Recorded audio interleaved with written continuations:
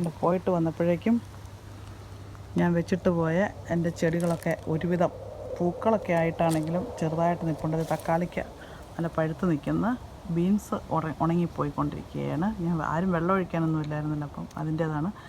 എങ്കിലും അതൊത്തിരി കരിഞ്ഞു പോകാതെ ഈ രൂപത്തിൽ നിന്നതിൽ സന്തോഷം. കണ്ട് കുറച്ച് പൂക്കളുണ്ട്. അതിൻ്റെ കൂടെ തന്നെ 2 തക്കാളിയിലും നല്ലോണം കായുണ്ടായി പഴുത്ത് നിൽപ്പുണ്ട്. അതുകൂടാതെ ചെടികളൊക്കെ എൻ്റെ കാന്താരി, കഴിഞ്ഞ വർഷത്തെ കാന്താരി പതുകനെ ഒന്ന് കിളുത്ത് പൊങ്ങി ഇത്രയും എത്തിയിട്ടുണ്ട്. അതിൻ്റെ ഇതൊക്കെ പോയതായിരുന്നെങ്കിലും വീണ്ടും വന്നിട്ടുണ്ട്. അതാണിത്. പിന്നെ ചോളം ഇതുണ്ടോ, 3 ചോളം ഉണ്ടായിട്ടുണ്ട്.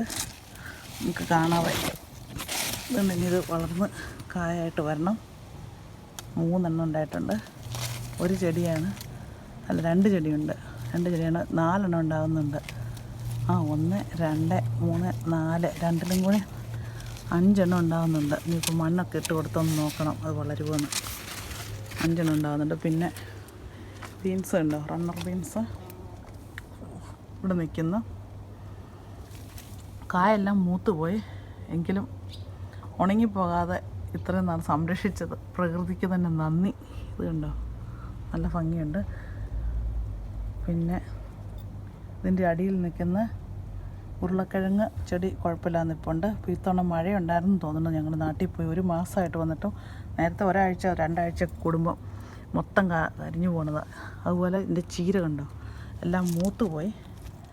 ചെറുതായിരിക്കുമ്പോഴും മൂത്താണ് നിൽക്കുന്നത്. ഇത് കടുകാന്ന് തോന്നുന്നു, എന്താണെന്ന് മനസ്സിലാകുന്നില്ല. അത് ഉണ്ടായി കഴിയുമ്പോൾ അറിയാൻ പറ്റും. അതുപോലെ ഞാൻ മേടിച്ച് വെച്ചിരുന്ന നാരകം, അത് ഇത്ര എത്തിയിട്ടുണ്ട്. അതുകൊണ്ട് ഇത്ര എത്തി നാരകത്തിൻ്റെ ചെടി. ഇതാണ് ഇത്തവണത്തെ നാട്ടിൽ പോയിട്ട് വന്നു കഴിഞ്ഞപ്പോഴേക്കും ചെടികളുടെ നിപ്പ്. വലിയ കുഴപ്പമില്ല, എന്നാലും ചെയ്ത് നമ്മൾ കണ്ടിന്യൂസ് നോക്കി നിൽക്കുകയാണെങ്കിൽ ഇതിൽ നിന്ന് നമുക്കൊരു സാറ്റിസ്ഫാക്ഷൻ ഉണ്ടാകും. അപ്പം ഇതാണ് ഈ വർഷത്തെ എൻ്റെ ചെടികൾ, കായ്കളും. ഇത് കണ്ടോ,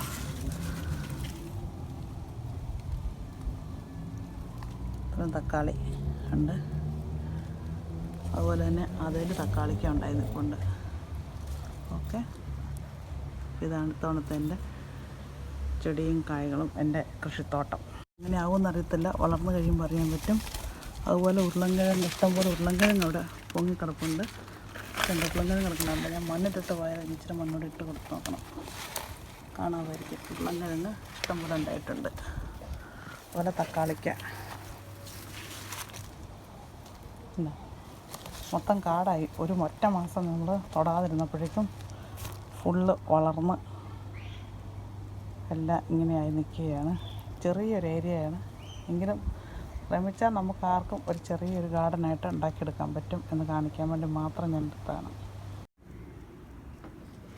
എൻ്റെ വീടിൻ്റെ തൊട്ടടുത്തുള്ള സൈഡിൽ നിൽക്കുന്ന ചെടികളാണ്. ഇത് കണ്ടോ, നല്ല പൂക്കളോട് കൂടി നിൽക്കുന്നത്. അതുപോലെ ഇത് റാസ്ബെറി ആണ്. അതായത് നമ്മുടെ നാട്ടിൽ മൾബറിക്ക എന്ന് പറയത്തില്ലേ, അതിനോടൊക്കെ ഏകദേശം ചേരുന്ന ഒരു ബെറിയാണ്. എന്താണെങ്കിലും ഇഷ്ടം പോലെ ഉണ്ടായിട്ടുണ്ട്. നല്ല ജ്യൂസ് ഉണ്ടാക്കി കുടിക്കാൻ പറ്റും, അല്ലെങ്കിൽ അതെടുത്ത് നമുക്ക് തന്നെ ചുമ്മാ കഴിക്കാൻ പറ്റും. ഒത്തിരി ആൻറ്റി ഓക്സിഡൻസ് ഒക്കെ ഉണ്ടെന്നാണ് പറയുന്നത് ഇവിടെയുള്ള ഇംഗ്ലീഷുകാർ. ഇവർ ഒത്തിരി നല്ല പൈസയാകുന്നതാണ് ഈ ബെറീസ്. ഭയങ്കരമായിട്ട് മുള്ളുണ്ട് അതിനകത്ത്. ഒരു ഏണിയൊക്കെ വെച്ച് വേണം കയറി പറിക്കാനായിട്ട്. ഇടയ്ക്കൊക്കെ കയറി പറിച്ച് തിന്നും ഞങ്ങൾ. അതുണ്ടോ, അതുപോലെ അപ്പുറത്ത് അങ്ങ് അറ്റം വരെ കിടപ്പുണ്ട്. ഉണ്ടോ, ധാരാളം ഇഷ്ടം പോലെ ബെറീസ് കിടപ്പുണ്ട്.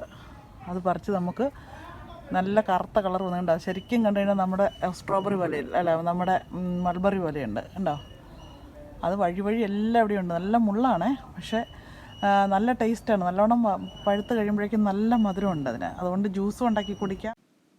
പഴം പറിച്ച് വെച്ചിരിക്കുന്നതാണ്. എൻ്റെ മുകളിൽ കയറി ഞാൻ കുറച്ച് പറിച്ചെടുത്ത്, ഇതാണത് പറിച്ചെടുത്തത്. ഈ ഏണി ഉപയോഗിച്ച് ഇത്രയും പറിച്ചെടുത്ത്. പിന്നെ കഴിച്ച് നന്നായിട്ട് നല്ല ടേസ്റ്റ് ഉണ്ട്, നല്ല മധുരമുണ്ട്. ഇത് പിള്ളേർ കഴിക്കുമെങ്കിൽ നമുക്ക് പിന്നെയും പറിച്ചെടുക്കാം. ഇത് ഭയങ്കര മുള്ളാണ്. ഈ മുള്ള മുഴുവൻ കൊണ്ട് പറിച്ചെടുത്തിട്ട് പിള്ളേർ കഴിച്ചില്ല പിന്നെ വലിയ യൂസൊന്നുമില്ല.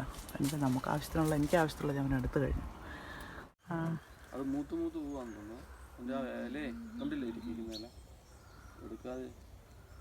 അപ്പച്ചനുണ്ടായിരുന്നപ്പം വേണമെങ്കിൽ പറിച്ച് തരുമായിരുന്നു. അത് ഞാൻ കാണാറില്ല. ഇപ്പം എടുത്ത ആള് ഇത് നല്ല ഏരിയ ഉണ്ട്. ഇതുണ്ട, നാട്ടിൽ പോയപ്പോൾ ഞാൻ വെച്ചിട്ട് അതിൻ്റെ കറ്റാർവാഴയാണ്. ഈ കറ്റാർവാഴയ്ക്കകത്ത് ഞാൻ ചെറിയൊരു വിത്ത് പാകിയിട്ടിട്ട് പോയി. അതായത് നമ്മുടെ പാവയ്ക്ക, വേറെ ആരുമല്ല, പാവയ്ക്ക. അതിന് ഞാൻ വെള്ളമൊന്നും ഒഴിക്കാൻ വിടിയില്ല. കറ്റാർവാഴയുടെ ചുവട്ട് നിന്നുകൊണ്ട് അതിലുണ്ടായിരുന്ന വെള്ളമാണോ എങ്ങനെയാണെന്നറിയത്തില്ല, ഒരുവിധം വളർന്നതേ ഇവിടം വരെ എത്തി. ഇപ്പം ഉണ്ടോ, ഇവിടെ എത്തി, ഇതുവരെ എത്തി. ഇത് കണ്ടോ, ഒരു പാവയ്ക്ക കിടക്കണുണ്ടോ? ആർക്കെല്ലാം കാണാൻ പറ്റുമോ എൻ്റെ പാവയ്ക്കാന്? കുഞ്ഞു പാവയ്ക്ക. പെരയ്ക്കകത്ത് പാവയ്ക്ക ഉണ്ടായാലെന്ന് പറഞ്ഞെങ്കിലും എല്ലാവരും പറഞ്ഞ് പെരയ്ക്കകത്ത് ഉണ്ടാകത്തില്ല. എങ്കിലും അത് തന്നെയല്ല, പുറത്തുനിന്ന് പരാഗണമൊന്നും നടക്കുന്നില്ല, അതുകൊണ്ട് ഉണ്ടാകുമല്ലെന്ന് പറഞ്ഞായിരുന്നു. എങ്കിലും അത് എങ്ങനെയാണ് ഉണ്ടായെന്ന് എനിക്കും ഇപ്പോഴും അറിയത്തില്ല. തേണ്ട കിടക്കുന്ന ഒരെണ്ണം ഉണ്ടായിട്ടുണ്ട്. ഓക്കെ, അതിന് വലുതാകില്ലയോ പൊഴിഞ്ഞു പോകുമെന്ന് നമുക്കറിയത്തില്ല. പിന്നെ 2-3-4 പൂവൊക്കെ ഇട്ടിട്ട് എൻ്റെ പെരയിൽ മുകളിലോട്ട് കയറി പൊക്കോട്ടിരിക്കുക. ഞാനതിന് ചെറിയൊരു തൂങ്ങിക്കിടക്കാനുള്ള വള്ളിയൊക്കെ സെറ്റപ്പ് ചെയ്ത് നമ്മുടെ കർട്ടൻ്റെ വള്ളിയൊക്കെ ഇട്ട് കൊടുത്തിട്ടുണ്ട്. അവർ കയറിപ്പോണ പൊക്കോട്ടെ, വെറുതെ എന്നാൽ നശിപ്പിക്കുന്നതെന്ന് ഓർത്തതുണ്ടോ. പിന്നെ കരിയാപ്പ് പോയിട്ട് വന്നോടം വരെ ഇവിടെ നിന്ന് വലിയ കുഴപ്പമില്ലാതെ അതിന് വെള്ളം ഒഴിക്കാൻ ആളെ ഏൽപ്പിച്ചിട്ടുണ്ടായിരുന്നു. അടുത്ത വർഷത്തേന് മൂക്കാനിട്ടു. നാട്ടിൽ നിന്ന് തിരിച്ചു വന്നപ്പോഴേക്കും മൂത്തുപോയ പയറെല്ലാം അടുത്ത വർഷത്തിന് മൂക്കാനിട്ട് കുറച്ച് കിടപ്പുണ്ട്. അടുത്ത വർഷം കുഴിച്ചിവിടെ തന്നെ വെക്കാൻ പറ്റും. അപ്പോൾ പിന്നെ കിളിപ്പിച്ചാൽ മതി. ഇത് ഈ പയർ ഞാൻ കിളിപ്പിച്ചതാണ് കേട്ടോ. എനിക്ക് എൻ്റെ അനിയത്തിയുടെ കയ്യിൽ നിന്ന് കിട്ടിയ കുറേ പയർ വിത്തുകൾ ഇട്ട് ഞാൻ കിളിപ്പിച്ചതാണ്. അത് ഇത്ര എത്തി, എന്താണെങ്കിലും പോയൊന്നുമില്ല. എങ്ങനെയാണെങ്കിലും നല്ല മഴ ഉണ്ടായിരുന്നു തോന്നുന്നു ഒരുവിധം. അതുപോലെ ടൊമാറ്റോ, കുറേ ടൊമാറ്റോ എനിക്ക് കിട്ടി. ചെറിയ ടൊമാറ്റോ ഇത് കണ്ടോ നിൽക്കുന്നതാണ്. ചെറിയ നല്ല മധുരമാണ് അതിന്. അത് പഴുത്ത് കഴിയുമ്പോൾ നന്ന ചുമ്മാ കഴിക്കാൻ പറ്റും. അതുപോലെ ഇതിനകത്ത് ഞാൻ മണ്ണിട്ട് വെച്ചേക്കും ആ മൂലയിൽ. അതെല്ലാം പൊട്ടറ്റോയുടെ ഇതാണ്, പൊട്ടറ്റോടെയാണ്. അതുപോലെ ഇവിടെ ചെറിയ ടൊമാറ്റോ ഉണ്ടോ കിടക്കണ കണ്ടോ. ഇത്ര ഉണ്ടായിരിക്കും ഒരു ടൊമാറ്റോയ്ക്കകത്ത്. ഒരു 8 എണ്ണയിലും കാണും. 2, 4, 6, 8, 9 എണ്ണം ഉണ്ട്. 10 എണ്ണമൊക്കെ വരുന്ന സംഭവം ഉണ്ടായിരുന്നു. പക്ഷെ ഞാൻ പറിച്ചെടുത്തിട്ടുണ്ട് കുറച്ച്. ഇത് കണ്ടോ, ഇത് ചെടികളൊക്കെ കൂടി ഞാൻ കുറേ ചെടിയെല്ലാം പറിച്ച് ദൂരെ കളഞ്ഞു. വലിയ അത്യാവശ്യമുള്ളതായിട്ട് എനിക്ക് തോന്നിയില്ല. പൂക്കൾ ഇങ്ങനെ എല്ലാം കൂടി കാടാകുന്നതേ ഉള്ളൂ. ഈ ഇച്ചിരി സ്ഥലത്താണ് ഞാൻ എൻ്റേതായ ഒരു ചെടിത്തോട്ടമൊക്കെ ഉണ്ടാക്കിയെടുത്തത്. ഓക്കെ, അപ്പോൾ ഇവിടെ നിന്നാൽ ചിലപ്പോൾ കാണാമായിരിക്കും എൻ്റെ ഇതിലെ 1, 2 താഴോട്ട് പോകുമ്പോൾ 3, 4, ഏറ്റവും താഴെ ഒരു ചെറുതോടി ഉണ്ട് 5. ഇത്ര എണ്ണമാണ് ഇത്തവണത്തെ എൻ്റെ ഏറ്റവും ഇഷ്ടപ്പെട്ട